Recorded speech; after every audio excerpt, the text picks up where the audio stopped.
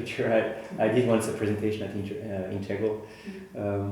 How we understand our role is really to connect two sides. One side we know well is the UN. We understand how it works a little bit, if it's possible to understand it.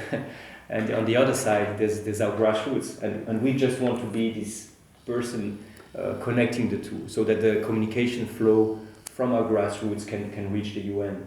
We don't want to be the one creating the communication, the content.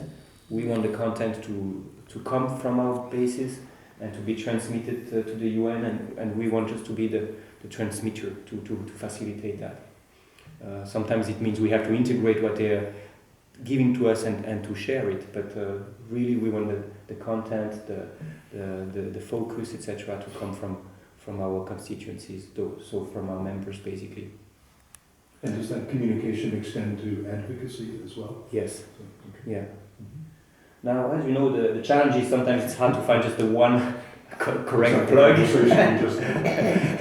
And our nice picture. That's my brain. Much better than I developed one. So sometimes I have the impression that the constituencies we're dealing with, very rich, very diverse, so many good things going on, but not always easy to know what the right connection representative person is that can help us to find a legitimate voice for a country, for example, or for an issue. So that's a challenge.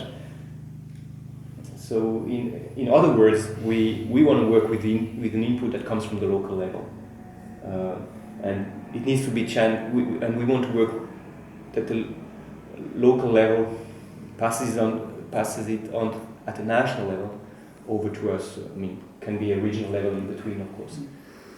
But we feel that how the system works is that you have to make the state, at the national level accountable. So that's the level really we want to focus on, and we understand the international level as a help to make the national level responsible. We don't expect the international level to intervene at the local level, but the international level to help to make the national level take responsibility. So this implies that we are here at the international level to facilitate that process, but the quality of our work really depends also on the quality of our institution structures at national, local, national and regional level. Yeah, and the quality of our work depends also on the quality of the communication flow, quality of the information our structures are able to collect. And in some areas they're doing an incredible job already. And we're hoping that this can be a model for others to catch up. Yeah. I think I'm going to pass that more technical part. And just to tell you the mechanism we're working on. So we are focusing on human rights. In Geneva, there's so many specialized agencies where international collaboration is happening, and so many coordination decisions that are taken in the medical area, for example, in the meteorological area, and in so many other specialized issues, communication, trade, intellectual property, climate change, refugees, etc., etc. So there's tens of thousands of workers here around all those organizations, and it's impossible for one organization to follow them all. You need different specialized agencies.